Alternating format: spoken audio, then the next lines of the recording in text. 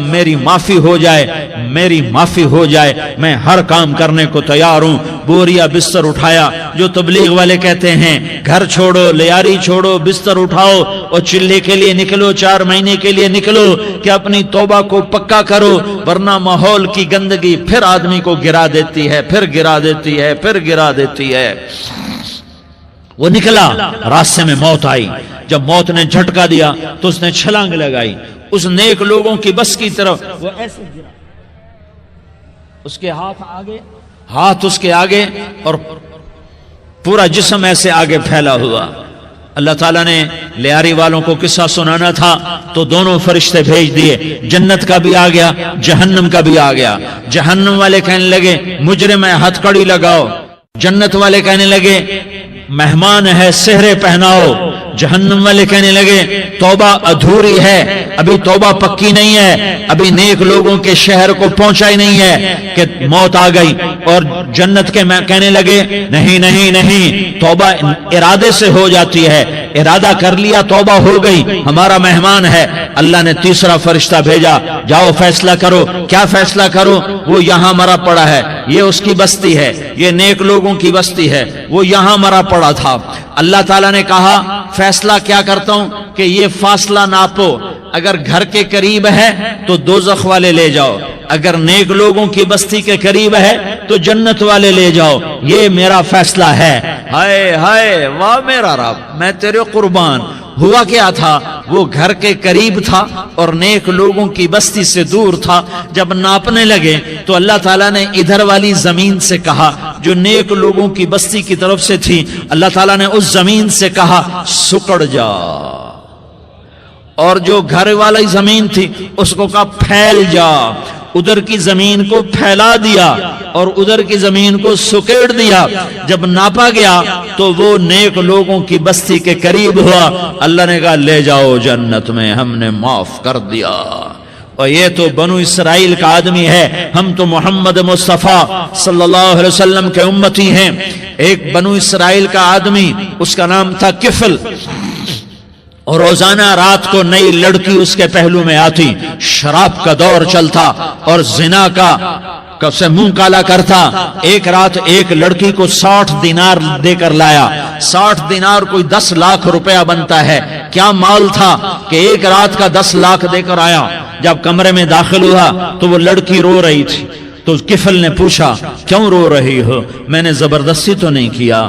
تو وہ اس نے روتے ہوئے کہا کفل میں پیشہ ور عورت نہیں ہوں، میں عزت دار عورت ہوں، مجھے بھوک نے یہاں تک پہنچایا ہے۔ میں یہ کہا کرتا ہوں جب سردار لوگ، جب مالدار لوگ زکوٰۃ نہیں دیتے تو غریبوں کی بیٹیاں نیلام ہو جاتی ہیں۔ مالداروں سے کہتا ہوں، ان سرداروں سے کہتا ہوں کہ اللہ کے نام پر دیا کرو کہ غریبوں کی بیٹیوں کی عزتیں بحال رہیں۔ تو کفل نے جب دیکھا اور جب سنا، آنسوؤں کو دیکھا اور اس کی بات کو سنا، تو وہ اس کا وحشی دل، پتھر دل، کیا آنسوؤں نے کام کیا کہ وہ رونے لگا۔ کفل رونے لگا اور کہنے لگا بہن جس عزت سے آئی تھی اسی عزت سے واپس چلی جا، اور میں بڑا کتا انسان ہوں، میں بہت گندا انسان ہوں، میں تیرے آنسوؤں کے طفیل توبہ کرتا ہوں، تو میرے لیے دعا کر دے، اللہ میری بخشش کر دے، اور تو چلی جا اپنی عزت کی سلامتی کے ساتھ، اور جو مال میں نے تمہیں دیا تھا تمہیں ہدیہ۔ وہ بچی گھر پہنچی اور کفل کو پتہ نہیں اگلے لمحے کیا ہونے والا ہے۔ تھوڑی دیر کے بعد کفل مر گیا، اچانک جوانی میں موت آ گئی۔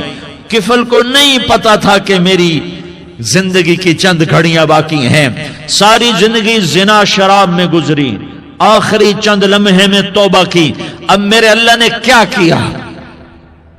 اللہ کے بن جاؤ، ہاتھ جوڑتا ہوں، اللہ کے بن جاؤ، اللہ کو اپنا بنا لو، اللہ کو اپنا بنا لو، اللہ کو اپنا بنا لو، اللہ سے دوستی لگا لو، اللہ سے یاری لگا لو، اللہ کے آگے سر جھکا لو، ایک دوسرے سے محبت والے بن جاؤ۔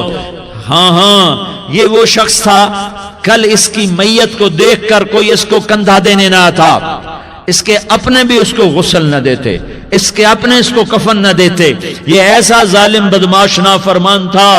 ہاں سنو کفل موسیٰ علیہ السلام کا امتی، طارق جمیل محمد مصطفیٰ کا امتی، سردار عزیر محمد مصطفیٰ کا امتی، ہمارے پیچھے محمد مصطفیٰ کے آنسو ہیں، آہیں ہیں، سسکیاں ہیں، فریادیں ہیں، دعائیں ہیں۔ یہ بنی اسرائیل کے گناہگار کے لیے کیا کر دیا، کیا کر دیا، کیا کر دیا۔